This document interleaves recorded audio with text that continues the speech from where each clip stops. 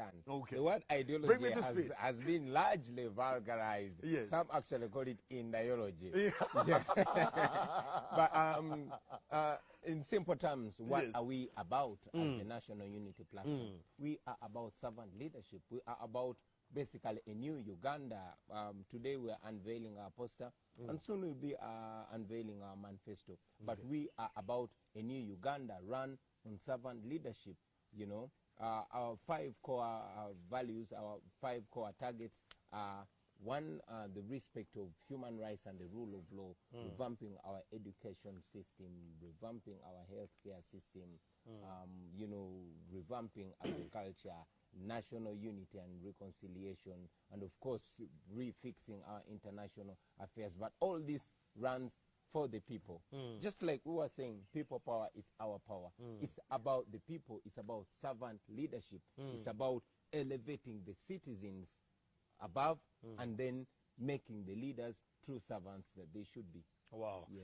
That's very interesting. Servant leadership is a conversation we're having. We're live from Magere here in Chadondo. I'm seated with the Honorable Robert KYAGULANYI SENTAMU, and we are having a lot of conversation.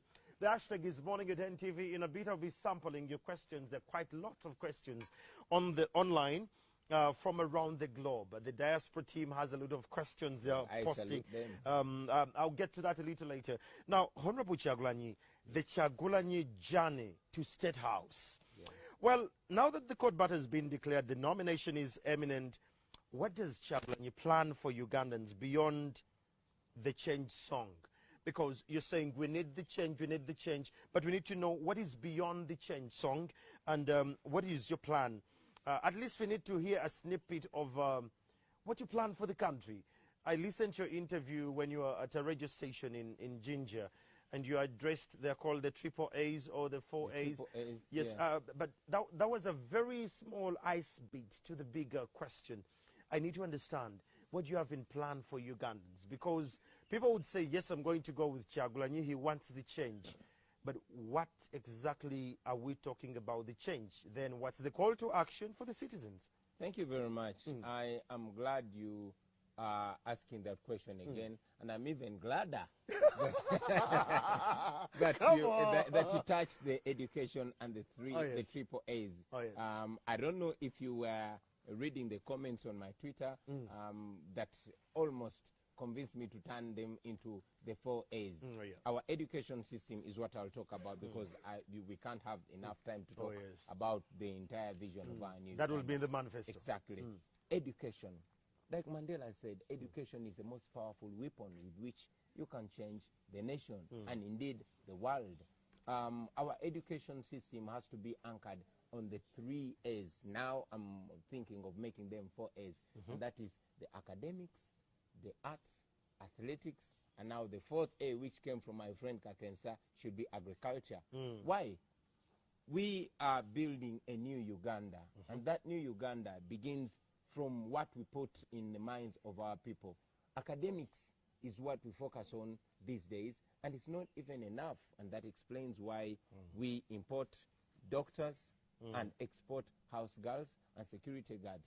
Yes, academics are important, but not everybody is going to be an academic giant. One of my friends, Silva KYAGULANYI, one time said, and I agree with him, that talent is the only hope of Africa. Most of the times when our flag has been raised sky high, it has been because of either the arts or the academics.